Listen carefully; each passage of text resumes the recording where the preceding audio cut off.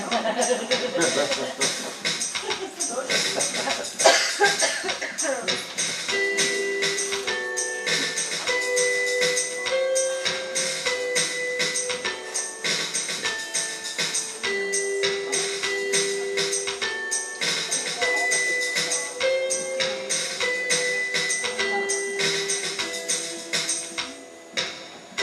know that sometimes people hurt us, yes, it's true.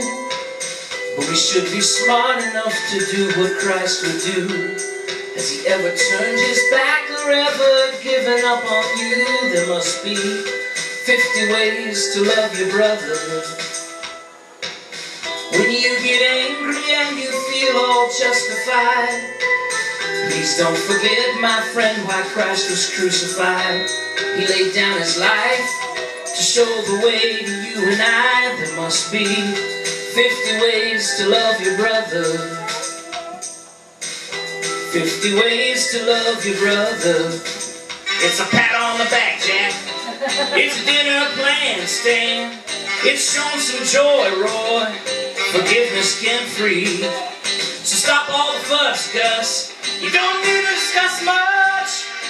Love is the key, Lee. Forgiveness can free. It's a pat on the back, Jack. It's a dinner plan, Stan. It's showing some joy, Roy, 'cause forgiveness can free. Stop all the fuss, Gus. You don't need to discuss much, 'cause love is the key, Lee. Forgiveness can free.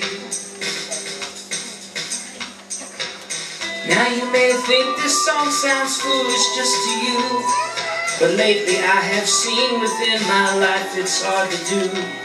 How can we say that we love God if we can't even share a few? We need these 50 ways to love our brother. And I can't really say just what it's gonna take, but if we don't forgive, life can be just hell, for heaven's sake.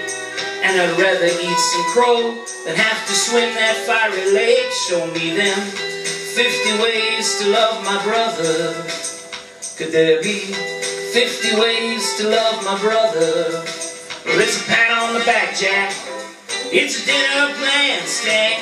It's showing some joy, Roy. Forgiveness can free. Stop all the fuss, Gus. You don't need to discuss much, 'cause love is the key, Lee. Forgiveness can free. It's a pat on the back, Jack. It's a dinner plan, Stan. It's showing some joy, Roy. Forgiveness can free. Stop all the fuss, Gus. You don't need to discuss much. No, love is the key, Lee. Forgiveness can free.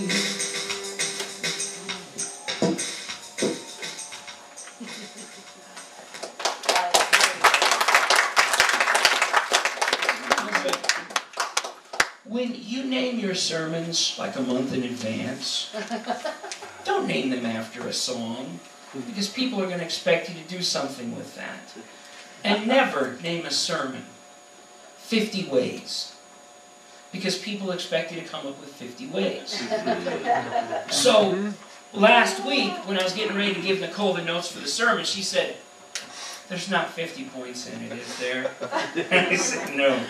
Because she's like, "How am I going to fit those on a paper?" And I said, "We'll work with the 50 a little later." But number one, Jesus gave us one new commandment that brought balance to the original 10. Jesus gave us one new commandment that brought balance to the original 10. Now, you all know the 10 commandments, right? Yeah. That's right. I'm not going to quiz anybody. I'm getting nervous. What's commandment number 4? Honor the Sabbath. Right. Okay. What we're going to do is we're going to look at those commandments because of the fact that I'm not going to look at what they are as much as what they did. What happened with the commandments were people took those commandments, followed them, and then used them to beat other people over the head who weren't doing them. We're supposed to rest on the Sabbath. This guy's collecting wood. Well, there's only one way to deal with that. You have to kill him. because you can't collect wood on the Sabbath. I mean, if we still had that Old Testament kind of archaic justice going on today, none of us would be here. We'd all be dead. And if one of us was here, then they'd probably be a liar. Because all of sin had come short of the glory of God. See, that was the problem with the law and the commandments per se. Was instead of using them as ways to regulate our own lives, we use them as ways to regulate others, like national health care. So what we were doing basically is we were hurting people. We were taking those commandments and you're not good enough, and you're not good enough. And so Jesus gives us a new commandment, John 15, 12 through 17. And this is his commandment. He says, I command you to love each other in the same way that I love you. And here is how to measure it. The greatest love is shown when people lay down their lives for their friends. You are my friends if you obey me. I no longer call you servants because a master doesn't confide in his servants. Now you are my friends since I have told you everything the Father told me. You didn't choose me, I chose you. I appoint you to go and produce fruit that will last. So the Father will give you whatever you ask for using my name. I command you to love each other. And Jesus said, this is a new commandment. Well, all of a sudden, we can look at those 10 commandments and we can go, you got to do this, you got to do that, you got to do this. But if we add the 11th one that he put in there, we got to love others like Jesus loved us. All of a sudden, we don't have that stick to beat those people up with anymore. Because if we look at what Jesus did for us, we realize that that's the way we need to love one another. Of course. So, it's easier to love your brother when you realize what Christ has brought you through. It's easier to love your brother when you realize that you were unworthy of Jesus' love because he was perfect and we're imperfect. And yet, when we realize he gave himself as a sacrifice for us, though we didn't deserve it and though we could never live up to what he did, we realize we have to show that love to others. That leads us to number 2. Love is a choice, but it's not an option. Love is a choice, but it's not an option. And if you don't understand that, just get married. Because there's several times that Nicole gives me choices, but not options. She might say, okay, I'm going to name 3 restaurants. One of them I really like, and the other 2 I don't like. But I'll let you choose. Deal. Okay, that's a choice, but it's not an option. Because we're going to be miserable if I don't make the right choice. Well, God has given us this thing called love, and He said we don't just need to share it with our spouses and our families and our friends. We need to share it with one another. We need to share it with our church family and our co-workers and the people around us. And it's always a choice to love somebody. But as Christians, it's never an option. We don't get to say, okay, I love this person, but I don't love that person. Because there's nothing that makes that person unworthy of our love if we view ourselves as worthy of Christ's love. Because if we realize that God redeemed us, all of a sudden that person becomes a lot easier to love. Luke chapter 23, verse 34. A lot of people think that love is an option because if somebody refuses our love, or if somebody decides that they don't want to obey us, or they don't want to follow the way that we're asking them to follow, well then they're kind of cutting themselves off from that love. But for us, love still isn't an option. Luke 23:34, Jesus said, Father, forgive these people because they don't know what they are doing. And the soldiers gambled for his clothes by throwing dice. Now here's the difficult thing. Jesus is forgiving these people while they're in the midst of transgressing him. Jesus is forgiving these people when they are not asking for His forgiveness. Jesus is forgiving these people when they are not even realizing what they have done. And if that's His love, and if that's the love that He asks us to love others with, then He is asking a lot of us. And while it's always our choice, because God has given us free will, we have total free will. We can do whatever we want. I can't restrict you. You can't restrict me. We've got free will. It's always a choice to love. But if we follow the path of Christ, it's never an option. We must love. And it is very hard and very difficult to love sometimes. Sometimes it's not even our brother or our sister. Sometimes it's our wife or our husband. Sometimes it's our mother or our father. Sometimes it's our children. And it's really hard to love them. You ever have those moments when you sit there, oh, I don't my person. Oh, yeah, once in a while I think about people and go, oh, I love them so much. Sometimes I'll be sitting in my office thinking about Nicole and go, oh, I just love her so much. Oh, I just love her. Oh, I could never give her enough. I could never do enough for her. I could build her a castle that went into the sky and it wouldn't be enough to show her how much I love and care for her. Oh, I love her so much. And then I'll go home. She'll be like, why are your shoes there? I'm like, huh? It's gone. All that joy is gone. Where did that go? I had so much love I could have filled a semi-truck full of love. And all of a sudden, there's nothing. Where does that vaporize to? It's hard to love. It is really hard to love sometimes. And it's one of those choices. And the sad thing too is you got to realize that when you do make the choice to love, the first thing that's going to happen is your choice is going to be tested. If you wake up in the morning and you say, you know what, I've been a real jerk at work.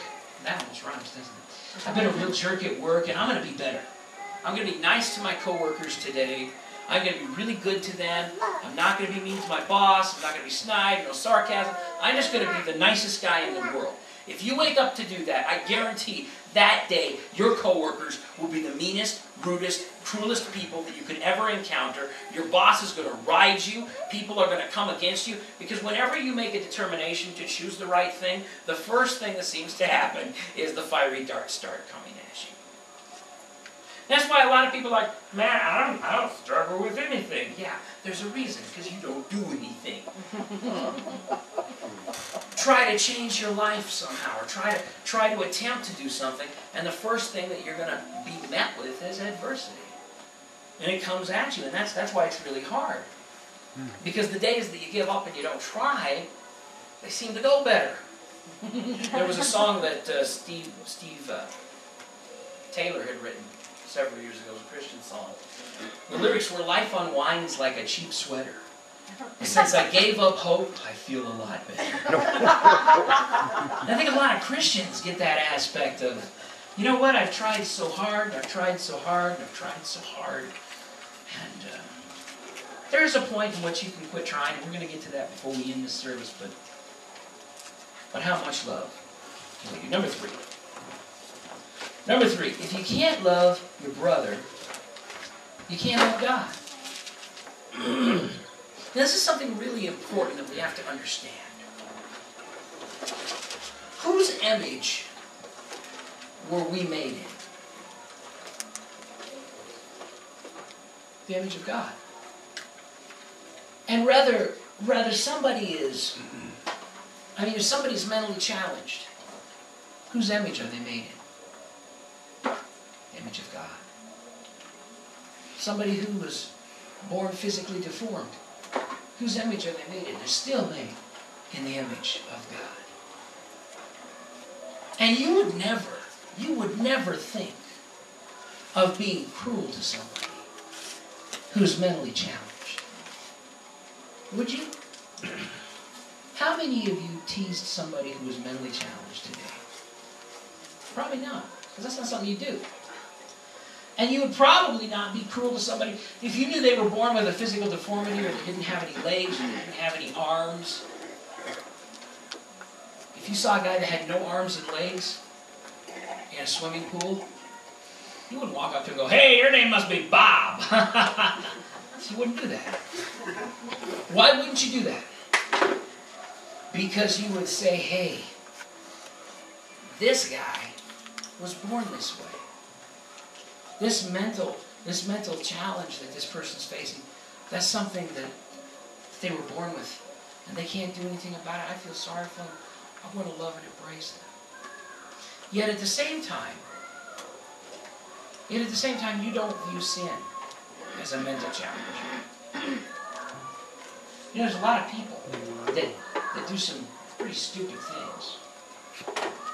And they do them because they live in their flesh. They live in this body of sin. And our body craves sin. And sometimes we do stupid things. When I was a little kid, there was this little girl named Michelle. And she was annoying me. And I was probably about 6 or 7. My dad told me this story. That's how I know it. I can't remember it. But she was annoying me, so I took and I pushed her down on the ground. That's my sin nature. Somebody is annoying you, just push out. And my dad came in there. He said, "Troy Height, I've raised you better than that. What do you say to her?" I looked down at her and I said, "Get up." So, obviously he had raised me better than that. After we had a little conference in a different room, I apologized to her. That's our human nature. We are naughty by nature. That is the way that we were born, and that is even the most sanctified Christian is still going to struggle with their flesh in some way or another. That's a struggle that we all have. And that's why a lot of times we say, "Well, I can't love this person because of this," or "This person's just rotten through and through, and there's no way I can love them." But the truth is, by not loving them and not forgiving and not just extending, going and saying, "You know what?" And we don't excuse bad behavior. You know, my father, when he took me after that and laid hands on me, he was still loving me. His love just hurt at the time. But he didn't stop loving me. He brought correction to me. We do need to do this. As Christians, we do need to bring correction sometimes. We need to say to somebody, "Hey, this isn't right," or "That's not right," or if somebody's hurt us in a way, we need to let them know that. But at the same time, we don't quit loving. Just like a parent doesn't quit loving their kids, but sometimes they discipline them so that they can show them, "Hey, this is the right way that you should act." And so, if we can't show that love to people, then pretty soon that puts a blockade in our lives. And why does that put a blockade in our lives? Because a lot of us view God acting a lot like we do. We view God a lot like ourselves. And if there's people that we want nothing to do with and we just like, a lot of times in our heads, we feel like God's doing that with us. And that's not His love. His love is the love of Christ. And sometimes when we can't love our brother or our sister or our spouses, or sometimes when we distance ourselves from them, we're actually distancing ourselves from God and not realizing it. Colossians 3:12-15 says, "Since God chose you to be holy people, whom He loves, you must clothe yourself with tender-hearted mercy, kindness, humility, gentleness, and patience. You must make allowance for each other's faults and forgive the person who offends you. Remember, the Lord forgave you, so you must forgive others." And the most important piece of clothing that you must wear is love. Now I was going to demonstrate that today by wearing nothing but love, but Nicole wouldn't let me. She said I did. Love is what binds us all together in perfect harmony. And let the peace that comes from Christ rule in your hearts. For as members of one body, you are called to live in peace and always be thankful. So I'm racking my brain to think of a way that I could express something awkward to say. Because when I picked this title, unlike any other, I mentioned 50 different ways to love our brother. And maybe in the heat I was getting way too hot, because now that I'm thinking about it, 50 is a lot. You could send someone a note to show how much you care, or leave a gift on their doorstep sometime when they aren't there. You could give someone a hug, a gentle, warm embrace, or see someone who's down and just shoot them a smiling face. You could buy somebody flowers or take them for a walk. You could call them for no reason but just to sit and talk. You could help them with a chore, make a point to be nice. Next time they share their troubles with you, you could stifle your advice. You could babysit their children.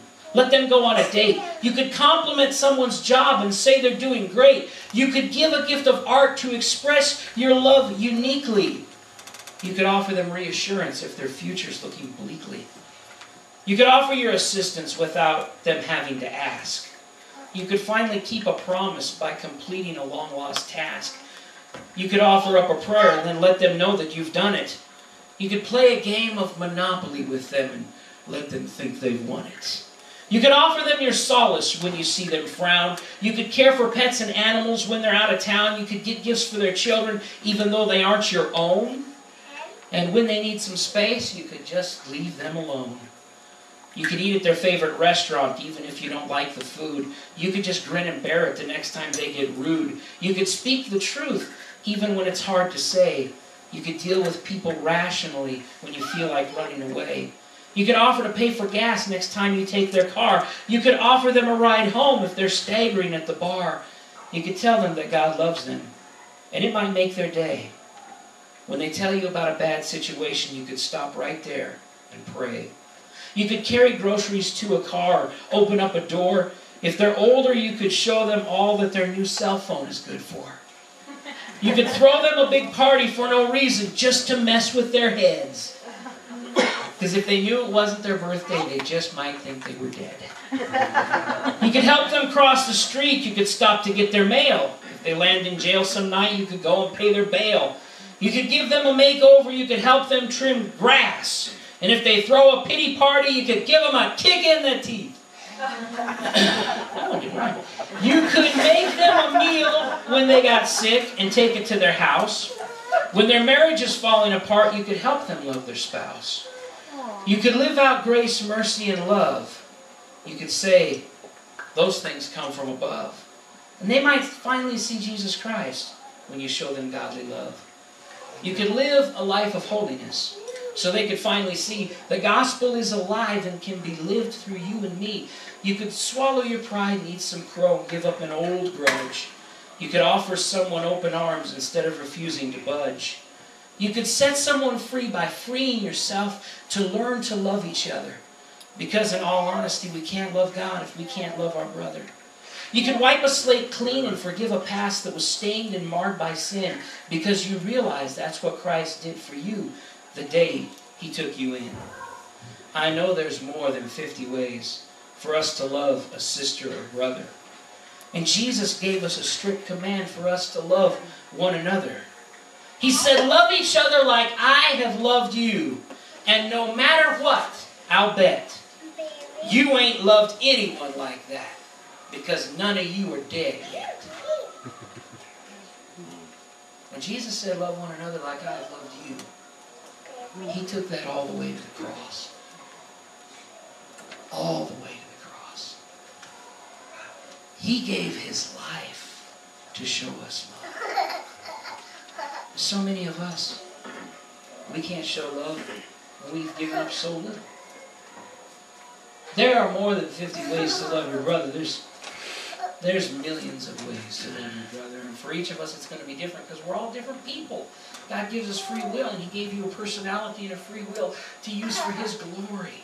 It's time to start doing that. It's time to start showing this world that there is a difference in us. Not because of what we believe, but because of what we live and practice. The biggest difference should be that people see our love for one another. And when they see that, it'll bring glory to God. Let's bow our hearts. Close our eyes. Father, this day I pray that you will help us to love our brothers and our sisters. Lord, I pray that if there's anybody here that has aught with a brother or sister, Lord, that they make that right. That it wouldn't stop them from living a life of happiness and joy. Father, unforgiveness doesn't cage that person, only cages ourselves. Lord, help us to live in your life. Help us to live in your love in such a way that people will see us and go, wow, I want to love others like that. I want to know peace like that. I want to know joy like that. I want to know happiness like that. Father, give us your love and your peace and your mercy so that we might so shine a light forth that you be glorified in our lives. Lord, I pray today that you would help to reconcile relationships. Lord, if there's family members, if there's spouses, if there's brothers or sisters, Lord, if there's children and parents who are torn asunder because of unforgiveness or grudges, Father, I pray that your love will just shine a light into that. That you would bring reconciliation and healing into those situations. Father, restore us as your children to a right place with you through the blood of Jesus Christ. May we be reconciled to you, and may we live out that reconciliation. Amen.